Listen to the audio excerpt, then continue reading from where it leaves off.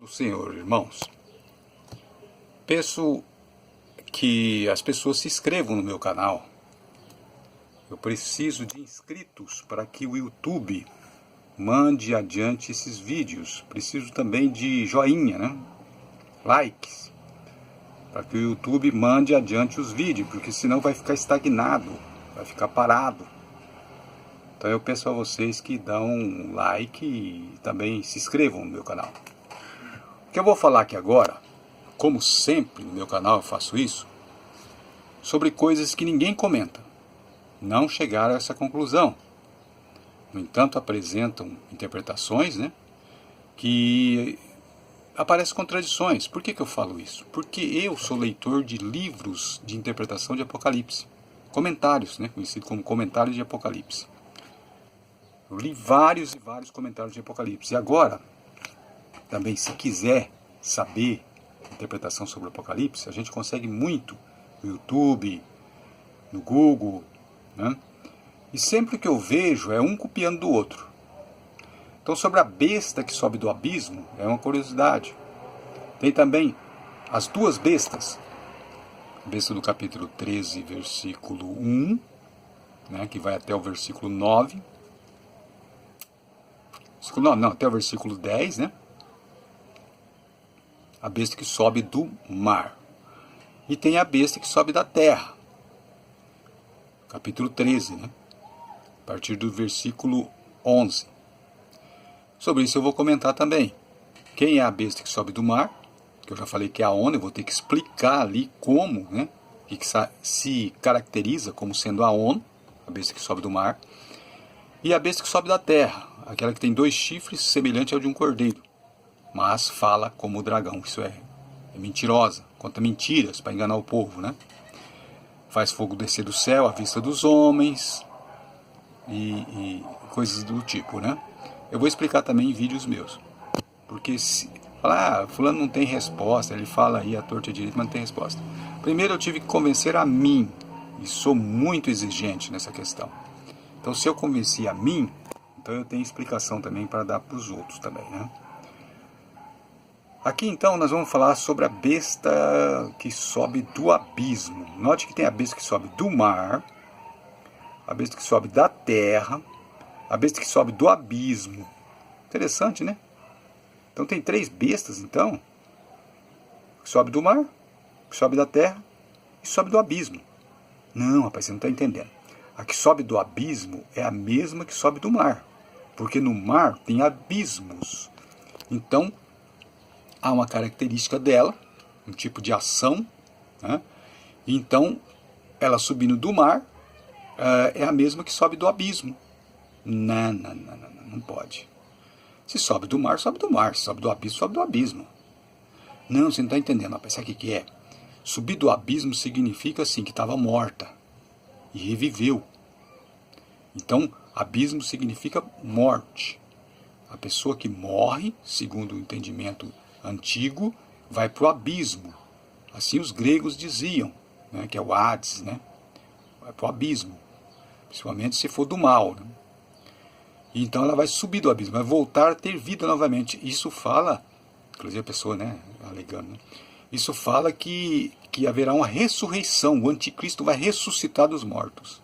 Gente, eu vejo cada erro de interpretação, sabe, que é gritante esses erros de interpretação. Por quê? Porque a prerrogativa da vida é só de Deus.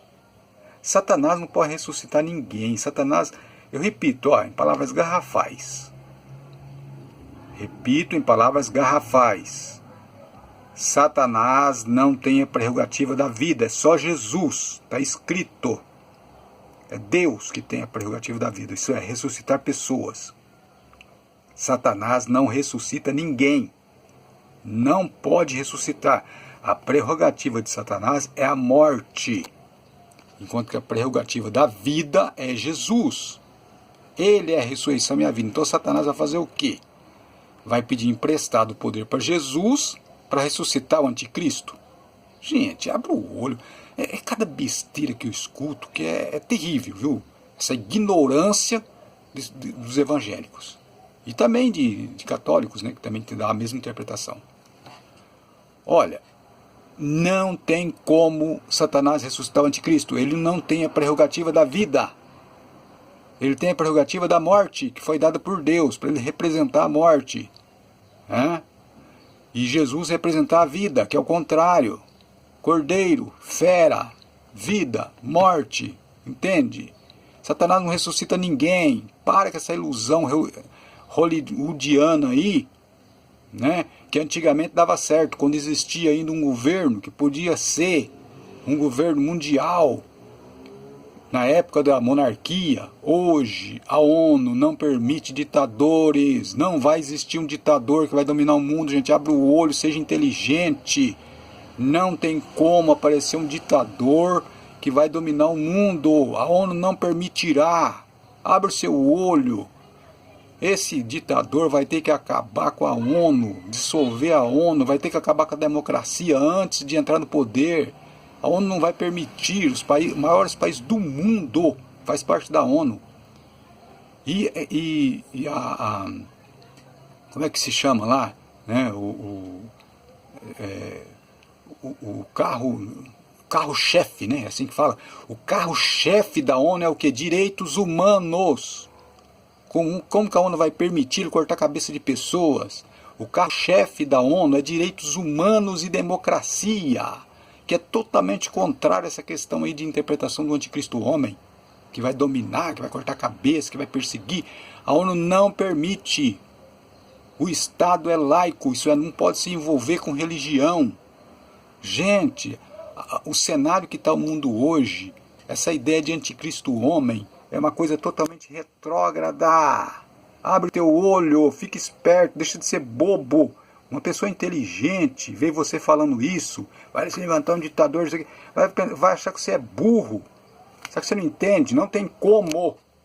A ONU não permitirá, não existe possibilidade. A ONU foi criada para que não aconteça de levantar um novo Hitler. Por isso que a ONU foi criada. Abre o teu olho. Voltando ao que eu estava dizendo aqui, é que eu fico assim, sabe, até exaltado de ver tanta burrice. Olha, a besta que sobe do abismo. Quem seria essa besta que sobe do abismo? Porque eu vou dizer que agora vai chocar. Vai chocar, porque ninguém nunca pensou nisso. A besta que sobe do abismo, gente, aqui ó, é Jerusalém, é Israel. Inclusive o Apocalipse fica muito falando de Israel. A prostituta é Jerusalém. Vocês vão ler lá que perseguiu os profetas, matou os profetas. A Igreja Católica não matou profeta, gente. A Igreja Católica é depois dos profetas. Então essa prostituta teria que ser alguém que era desde a época dos profetas. Perseguiu os profetas, matou os profetas. Jesus fala sobre isso nos evangelhos. Que Jerusalém seria julgado pela morte de todos os justos. Então Jerusalém é a meretriz que bebia o sangue dos profetas e dos servos de Cristo. Olha aqui. Então no capítulo 11, versículo 7, fala da besta que sobe do abismo. Essa besta que sobe do abismo, ela ia fazer guerra às duas testemunhas. Aí tem uma interpretação aí futurística, que é falar o futuro, né? Tem que falar do futuro, tem o evangélico sabe o futuro, sabe 3 anos e meio, não sei o que, de perseguição, depois a besta sobe do abismo. Quanto o futuro como se tivesse uma bola de cristal. O futuro só Deus sabe. Então o que acontece? No capítulo 11, versículo 7, o que eu entendo? Eu entendo que está falando, a besta que sobe do abismo fará guerra às duas testemunhas. Veja que essas duas testemunhas, elas ficariam expostos, seus corpos mortos, mas não seriam sepultados, por 3 dias e meio. Depois ressuscitariam. E subiriam ao céu, isso é, voltariam a ter poder. Subir ao céu significa voltaria a ter poder. Voltaria a ser acionados por Deus. É isso que eu entendo. Agora você não está entendendo ainda, mas eu vou explicar o que seriam as duas testemunhas. As duas testemunhas, alguns dizem assim, são 2 homens. Outros segmentos dizem, não, é o Novo e o Velho Testamento. Né? Mas acontece que nós temos que entender que o Novo Testamento, nesta época que foi escrito Apocalipse, o Novo Testamento não era ainda um livro né, ou livros que tivessem autoridade bíblica, autoridade escriturística. Portanto, as duas testemunhas ali, inclusive é usada a figura de Moisés e Elias, que dá a entender o quê? A lei e os profetas, gente. As duas testemunhas, a lei e os profetas. Como então a besta que sobe do abismo, que se diz que é Israel, Jerusalém, matou as duas testemunhas? As duas testemunhas você diz que é Moisés e Elias. Então Moisés e Elias foram mortos por Israel, Jerusalém? Não, gente. O testemunho deles, que está escrito, dava testemunho de Cristo, dava testemunho de Jesus. Então, se quisesse informações sobre se Jesus era o Messias ou não, estaria na lei e nos profetas. Jesus falou sobre isso. Mas eles, não aceitando Jesus, mataram o testemunho da lei e dos profetas. Por isso que fala assim: ficará seu corpo morto na praça da grande cidade, que espiritualmente se chama Sodoma e Egito. Espiritualmente, o que quer dizer isso? Que a interpretação tem que ser de forma espiritual, gente. Tem gente interpretando de forma literal, que é dois homens. Ali está falando espiritualmente, então o texto é interpretado espiritualmente. Espiritualmente, essa besta que sobe do abismo é Jerusalém. Por que sobe do abismo? Porque estaria morta. E na época que foi escrito o Apocalipse, foi no ano 90, 95, já tinha acontecido do Estado de Israel não existir mais, de Israel não existir mais. Foi no ano 70 que deixou de existir. Então estaria morto, acabado. Mas aqui está escrito que voltará. Olha lá, no capítulo 17, 8, a besta sobre o qual a grande prostituta se assenta. Era e não é. Era e não é. E está para emergir do abismo. Por que era e não é? Porque era Israel, um país, né, uma nação, e não é mais. No ano 95 não era mais. Mas haveria de emergir do abismo. Isso é, voltar à vida. E não voltou à vida em 1948? Só que caminha para a destruição. Isso é, não se converte a Jesus. E continua na condenação. É isso. Então, como é que mataram as duas testemunhas? Quando não aceitaram o testemunho da lei dos profetas e mataram Jesus, estariam matando as duas testemunhas. E a lei e os profetas ainda seriam usadas pelos judeus, só que seriam testemunhas mortas na praça da grande cidade, não seriam postos no sepulcro. Significa o quê? Que os judeus, apesar de matar as duas testemunhas, não jogaria fora as escrituras. Eles continuariam ainda com as escrituras, usando as escrituras, só que sem autoridade do céu, sem autoridade de salvação para salvá-los. É isso que significa. Então, ao matar Jesus, eles matam a lei e os profetas. Morta para eles, não tem salvação para eles. Eles podem ler o tanto que quiser, buscar informação o tanto que quiser lá, que não vai conseguir nada. O céu está fechado para eles, porque não aceitam o Messias. É isso que significa. Voltaria a falar sobre isso mais, dando mais detalhes, porque é um assunto muito complexo, né? E também eu queria mostrar aqui uma palavra. Essa palavra, inclusive, não é usada pelos evangélicos nos seus livros. E é muito importante essa palavra. Essa palavra aqui, ó. Deixa eu mostrar aqui, ó.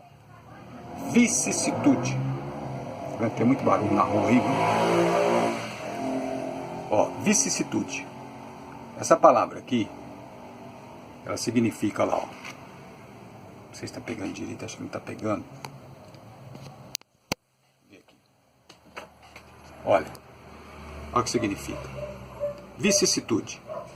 Sucessão de mudanças ou de alternâncias.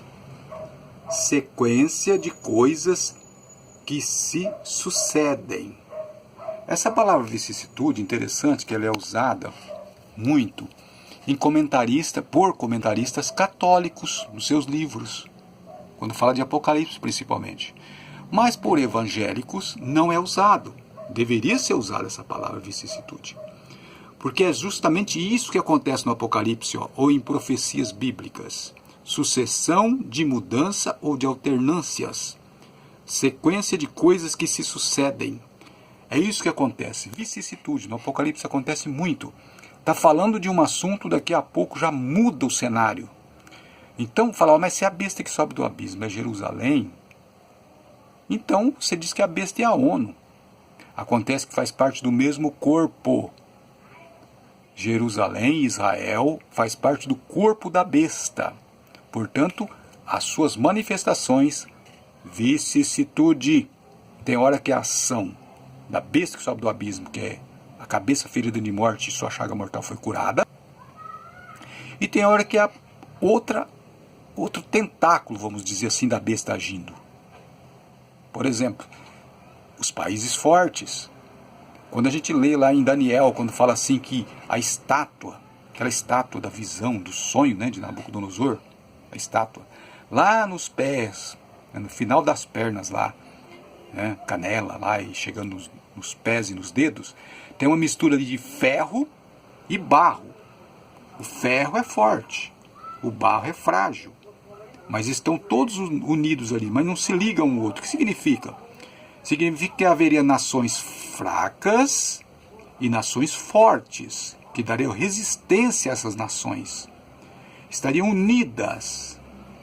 Então, se alguém acha que a nação é fraca, vai lá tentar fazer alguma coisa com a nação fraca para ver o que acontece. A nação forte vai entrar em ação. Então a mistura ali do barro e o ferro são a união das nações. As nações fracas se tornam fortes pela ação do ferro. A estrutura do ferro das nações fortes que estão juntas. Saddam Hussein achou que ele podia, me parece que é o Kuwait, eu não lembro muito bem, mas acho que é o Kuwait, sim. Podia tomar o Kuwait, né, ali para poder ficar ali com os poços de petróleo dali, né? Aí ele pegou e foi, tomou Kuwait. Se você buscar aí no Google aí, década de 80, Saddam Hussein, Kuwait, Guerra do Kuwait. Kuwait, acho que é Kuwait, sim, viu? É Guerra do Saddam Hussein quando a ONU se levantou contra ele. Eu não tenho certeza que é Kuwait, mas me parece que é. Eu não busquei aqui uma tela para mostrar, por isso agora me vem na cabeça agora falar sobre isso. Aí ele pegou, tomou o Kuwait lá, sabe o que aconteceu? Me parece que na época 28 nações foi atacar o Saddam Hussein. Ele foi mexer numa caixa de marimbondo. Então ele achou que era fraquinho, falou, o Kuwait que eu tomo rapidinho isso aí. Ele foi mexer no barro e o ferro veio sobre ele, né? Porque é a mistura de barro e ferro. Então, gente, essa estátua de Nabucodonosor, a estátua lá que é cabeça de ouro, né? E os metais lá, preciosos estão na cabeça, depois é prata, depois é bronze, né? E os pés barro e ferro, seria o quarto e último reino da Terra no seu final, que é as Nações Unidas. Note que faz um corpo. Primeiro são animais, né, representando nações, e depois o corpo de um homem, representando nações unidas. É tudo unido. Mas Babilônia já acabou, Grécia já acabou. Como é que não estão unidas? Né? Acontece que ali está dando um relato de todas as forças existentes que vieram através do tempo, aprendendo com as nações do passado e ainda e se estabeleceram, está até hoje, são representados naquela estátua. E no final haveria essa união estranha, que naquela época era inaceitável, que seria as Nações Unidas. Porque naquela época, quando a nação era fraca, ela era tomada por outra nação. Hoje não. Uma nação fraca se junta à ONU, ela fica forte, com a força do ferro. Então Saddam Hussein achou que era facinho chegar lá e tomar tudo. Ele se enrolou. Foi ali que começou o inferno dele. E acabou o quê? Enforcado. Acabou condenado pela ONU e enforcado. Então, vai mexer com a ONU, vai. É como está escrito. Quem é semelhante à besta? Quem poderá batalhar contra ela? Esquece essa ideia de que o anticristo é um homem que vai a ONU vai apoiar ele. Essa ideia é uma ideia retrógrada, uma ideia que não vai acontecer. Mas o que eu estava falando aqui era sobre a besta que sobe do abismo, que seria aqui, ó. Agora fala, mas a besta que sobe do abismo, tá, você diz que é Jerusalém. E essa mulher que está sentada sobre a besta, no capítulo 17, é Jerusalém. A besta aqui, nesse caso, seria a ONU. Lembra? Vicissitudes, muda o cenário. Então a prostituta aqui seria Jerusalém, que se assenta sobre a besta. A besta conduz ela, a besta leva ela. Então Jerusalém está associada aos reis da terra, faz parte. E ali é a representação de uma prostituta, por quê? Porque ela era esposa de Deus, que matou seu próprio marido, e agora está associada às nações, dando de beber do vinho da ira às nações, e também é representado como uma figura de uma mulher assentada na besta, de 7 cabeças e 10 chifres. 7 cabeças e 10 chifres é o relato total dos 4 animais de Daniel. Lá tem 7 cabeças e 10 chifres. Os 4 animais lá se soma 7 cabeças e 10 chifres. Por isso que fala, a besta de 7 cabeças e 10 chifres. Nos leva para Daniel para entender. Se os animais lá são separados, em Apocalipse 3 eles estão unidos. Nações unidas. Obrigado por ter visto meu vídeo. Deixa um like. Inscreva-se no meu canal. Deciro Leal. A paz do Senhor a todos.